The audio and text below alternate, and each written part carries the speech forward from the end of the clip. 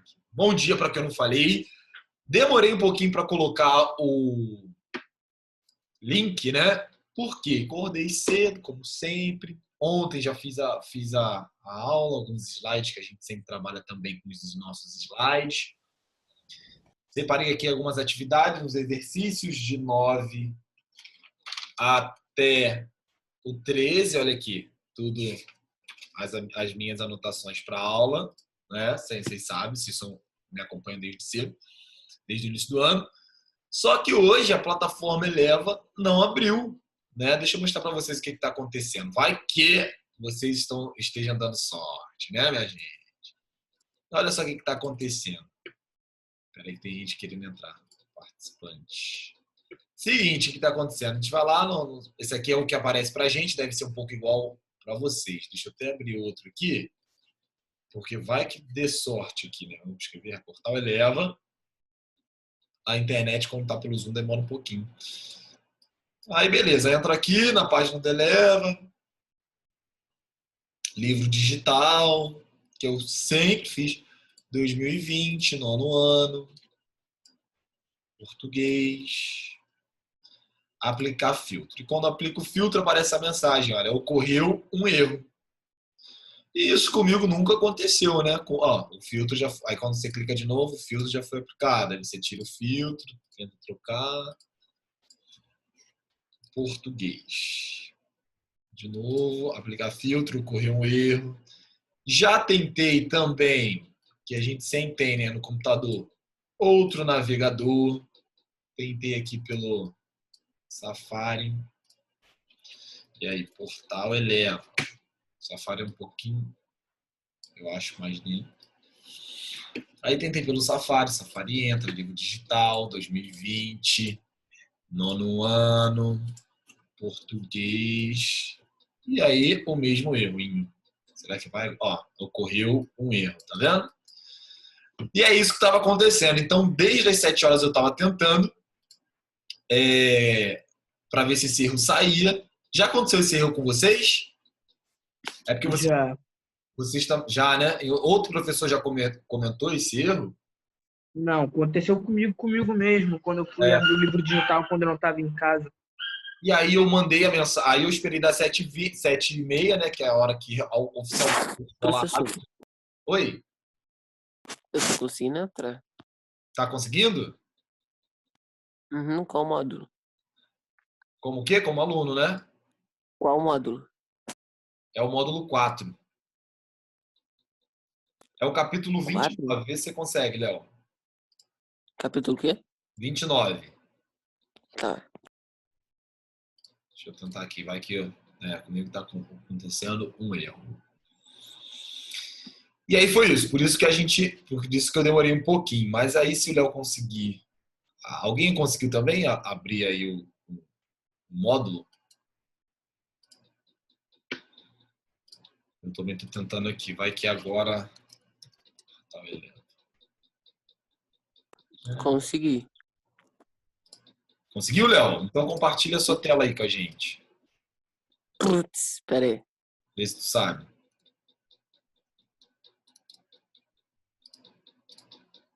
Normalmente desisto. Eu nem sei se dá pelo Zoom, né? Alguém, senão qualquer coisa a gente faz pelo Meet.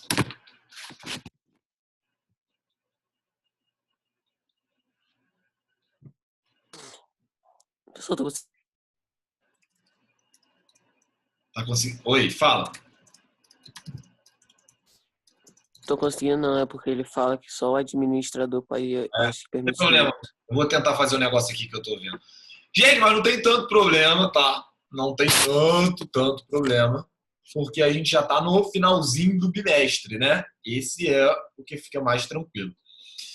E a gente está caminhando aí para um assunto que é muito simples, que na verdade é a continuação do assunto da semana passada. Atenção aí. Na semana passada, a gente começou a falar sobre os fatores de textualidade, né? O que é isso?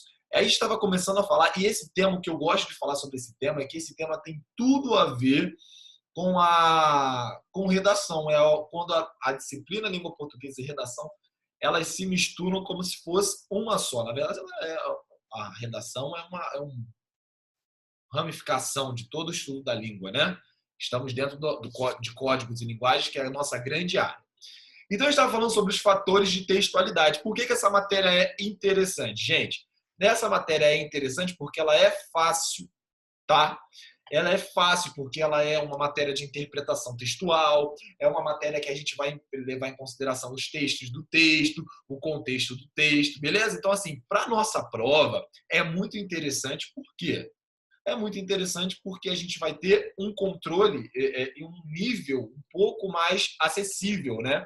Não estou dizendo que a prova vai ser difícil, nem também dizendo que a prova vai ser fácil. Mas eu estou falando do conteúdo mesmo, em si. O conteúdo da prova é um conteúdo que vai ser bem mais tranquilo. É um conteúdo que vai ser bem mais, assim, caramba, eu sei quais são os fatores. Annalise, tu consegue compartilhar a tela? Eu acho que é melhor fazer pelo Meets, que pelo Meets dá para fazer o compartilhamento de tela, né? Vê se você consegue, Ana. Não sei também se eu também tenho que fazer alguma coisa para compartilhar. Ah, isso é muito chato, sabe, gente? Vou confessar para vocês um negócio. Isso é muito chato, não estou falando vocês não tem culpa nada, a escola também não tem culpa nada, de nada. Mas imagina só, você já está num ano todo ferrado. Você tem que se reinventar pra caramba. Vocês sabem, eu sempre estou fazendo assim coisas extras, né? Que nunca pode, né? Os slides, no máximo. Né? Mas aí você conta com a apostila. Aí você, poxa, acorda, tenho minhas anotações, preparo para a aula. Aí você acorda num dia, sabe? Para dar sua aula. E quando você vai lá, não tem a apostila. Aí fica como, né? Fica super chateado. Eu estou super chateado porque, assim, sabe?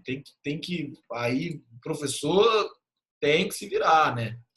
Tipo, não tem apostila, mas dá só aula. Como assim? Não tem sala de aula? Problema, dá aula.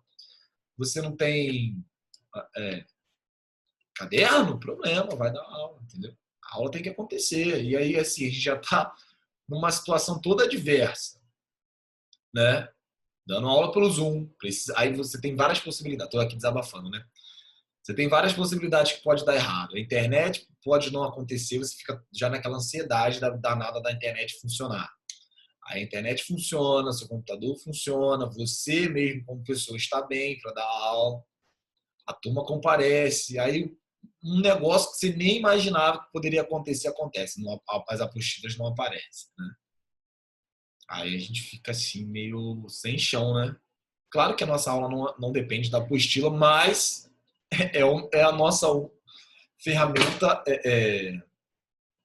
agora de conteúdo, né? Eu não vou ficar passando coisa no quadro branco nem fazendo slide, enfim. É brabo, mas vamos continuar que eu acho que vai dar bom. Deixa eu conversar com vocês aqui então sobre... Ana, não precisa não, precisa não. Fica de boa. Sei que vocês são maravilhosos, Léo, Ana, toda a turma tentando ajudar. Isso é maravilhoso, obrigado, tá? Mas fica de boa que vai dar bom. Vou conversar com vocês aqui sobre esse final da matéria da semana passada e o início dessa.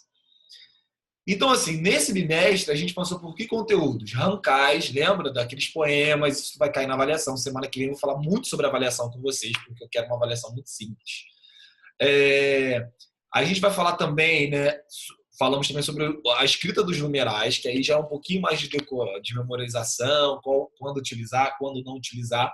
E aí a gente começou a falar sobre os fatores de textualidade, né? Que envolve tudo que tem a ver com o texto, né?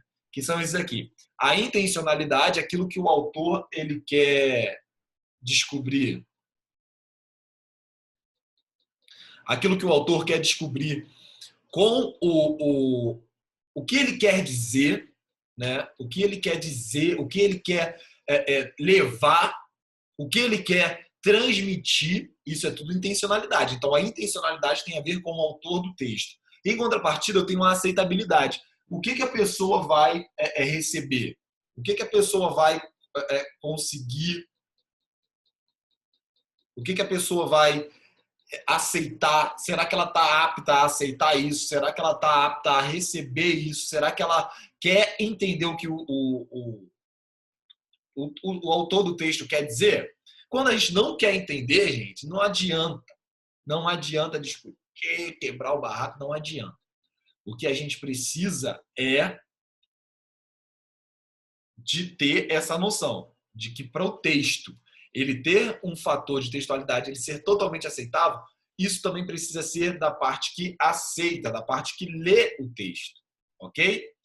Outra coisa é a informatividade. Seu texto só vai ser bom se ele tiver equilíbrio de informações, ou seja, informações novas com informações antigas. Não pode ter nem excesso de informações novas, senão o leitor fica perdido. Meu Deus, quantas informações novas. E também não pode ser um texto com poucas informações ou informações repetidas, porque senão o leitor vai abandonar teu texto. Ah, tudo que está escrito aqui eu já sei, eu já li em algum lugar, eu já vi no jornal. Eu não sei se vocês já assistiram a CNN. Ontem eu fui assistir a primeira vez a CNN, né, no canal, porque o Márcio Gomes ia começar a CNN. Eu gosto muito do Márcio Gomes, né? Cara, aí eu liguei a televisão 5 horas. E a CNN é um canal só, é tipo Globo News, né? Só de jornais. E programas assim, mas só de jornais. Cara, as notícias elas se repetem muito. Assim, todas as notícias do Jornal das 5 repetiu no Jornal das 6 e fica chato. Se você assiste o canal o dia inteiro, você não aguenta de tanto informação repetidas. Isso é o nível de informatividade. Ou seja, o equilíbrio entre o que foi feito, o que é novo e o que é antigo. Se o texto, a notícia, o discurso trazer muita informação repetida, eu não vou querer ficar ouvindo esse texto, ok? Eu preciso também de intertextualidade e de situacionalidade. Esses dois aqui são muito interessantes. Intertextualidade é quando eu trago outras vozes para o meu texto, por exemplo, lá na nossa dissertação, nosso texto dissertativo argumentativo lá em redação, a gente faz o quê? A gente coloca dados, leis. Toda vez que a gente faz uma fundamentação, a gente está fazendo também uma intertextualidade. Não deixa de ser uma intertextualidade.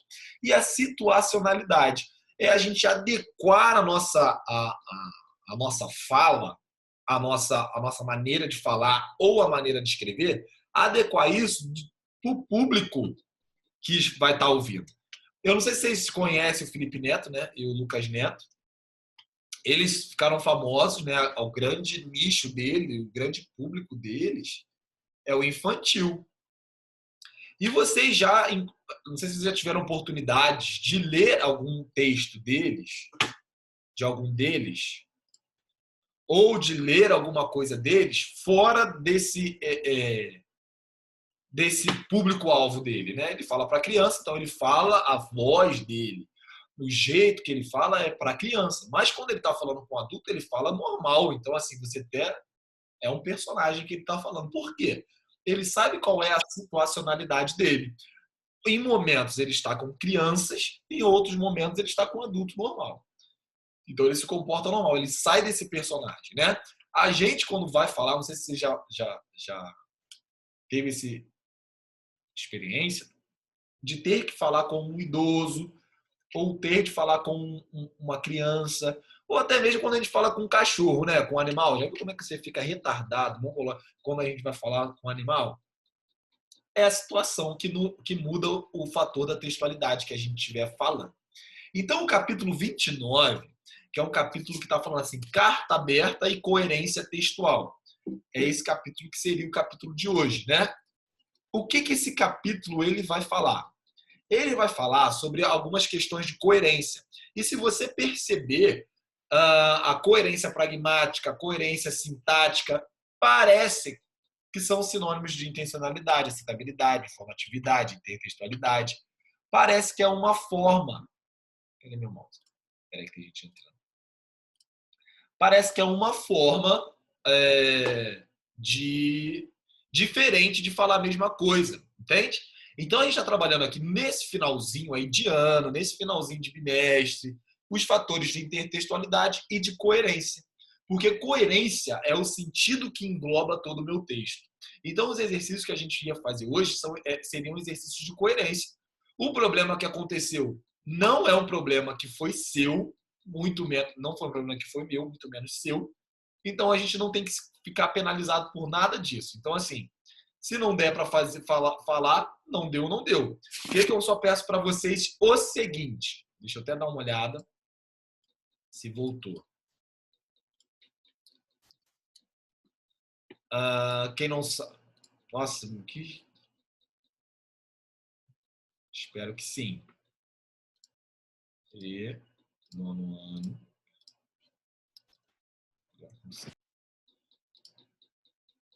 Não está entrando ainda. Não está entrando ainda. Então, gente, olha só. Eu sei que vocês estão conseguindo ver o capítulo, tá? Eu sei que vocês estão conseguindo até alguns abrirem aí, mas vocês têm a apostila física também. Pela apostila física, você depois, não precisa ser agora, pode dar uma lida na sua apostila. Você pode estar vendo esses fatores de coerência agora, não é mais fatores de textualidade, é quase a mesma coisa, mas fatores de coerência. E eu peço que você dê uma lida, mas não precisa ser nada tão desesperado.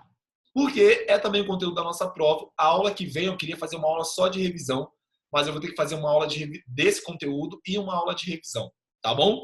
Então, assim, hoje a gente teria aberto mais uma parte de atividades diárias, para que a gente ia fazer juntos aqui o exercício 9, 10, 11, 12 e 13 e 14.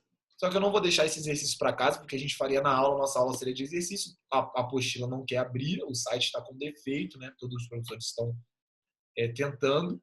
A gente acha que vai voltar agora às 9 horas. Mas, enfim, eu vou deixar esse conteúdo para vocês, o slide que eu fiz desse conteúdo, do conteúdo 29, no Classroom de todos. Amém ou amém, irmãos? É verdade, né? A gente comemora. Professor, A gente faz Oi, Léo. você sabe se você vai colocar alguma matéria já na avaliação? Qual? Ei, então, eu estou fazendo a avaliação já estou montando a avaliação de vocês. O que vai ter mais na avaliação de vocês? São 5 questões, né? Uma questão vai ser uma só de Rankai, tá? E a questão de Rankai vai ser uma questão de marca X, né? Objetivo. Uma questão de numerais, também de marca X. E as outras 3 questões de fatores de textualidade, tá bom? Então, essas questões de fatores de textualidade serão questões muito interpretativas, sabe? Aquela questão que a resposta você vai ter que uma questão de arrancar e os outros são o quê? A segunda o quê? Escrita dos numerais. O quê? Não foi isso que a gente aprendeu? Escritas dos numerais. Ah, tá. Que era aquele capítulo depois de Rankai. E os outros são Tudo sobre nesse fatores textual. de textualidade. Aí vão ser questões mais interpretativas, sabe? Questões que você vai precisar colocar a sua opinião mesmo. E aí a dica que eu vou dar é escreva bem. Porque escrevendo tudo que você entendeu daquilo ali, a analista está botando. Tem como colocar 3 de marcar não e 2 de escrever? Olha, as de escrever estão mais fáceis. Pode Então, acreditar. deixa assim. Escrever sempre vai ser mais fácil, gente. Porque alguma coisa você vai saber. Múltipla escolha aí você pode confundir só uma palavra e muda tudo. O quê? Depende muito. Não, múltipla escolha. Múltipla escolha é perigoso. Múltipla escolha, o professor troca uma palavra, o professor faz tal, faz um negocinho ali e muda tudo. E aí complica para você. Né? Agora, de escrever, não. De escrever você vai saber alguma coisa, você vai colocar alguma coisa, você vai se virar em alguma coisa. É bem importante. Pode ter certeza, analista, que eu não vou fazer essa prova, a última prova, valendo peso 2, uma prova para ferrar ninguém. Vai ser uma prova justa. Se você participou da aula, se você ouviu a aula, as aulas, se você olhou os slides, os materiais que eu coloco, além da apostila, você vai tirar um notão. Agora é óbvio que a pessoa que não participa da aula, a pessoa que não faz as atividades, ela vai ter um déficit na nota aí, com certeza. Beleza? Mas pode ficar tranquilo, tanto em português quanto em Professor sendo realista. Fala, realista o quê? Tá com medo? Professor sendo realista. Certeza que você, na época, criou o realismo. Eu tirei o realismo por quê? Não, porque realismo é uma arte, você é realista, olha só. Verdade, sou realista. Mas pode ficar tranquilo, não é para prejudicar ninguém. Essa vai ser uma prova que a gente vai estar fazendo junto. Qualquer dúvida sempre vai ser dessa forma, né? Eu ajudando vocês, falando que vai cair na recuperação, na revisão, já vou estar com a prova pronta, então sei exatamente o que a gente vai ter que revisar. Podem ficar tranquilos que vai ser uma prova tranquila, sabe? Se você analisa, igual vocês aqui, né? Somos 12. Vocês são sempre os alunos que estão nas aulas, né? que participam do Zoom, que entregam as atividades diárias. Então, assim, para vocês ficarem com nota baixa, é só se vocês falarem assim, hoje eu quero tirar nota baixa e pronto.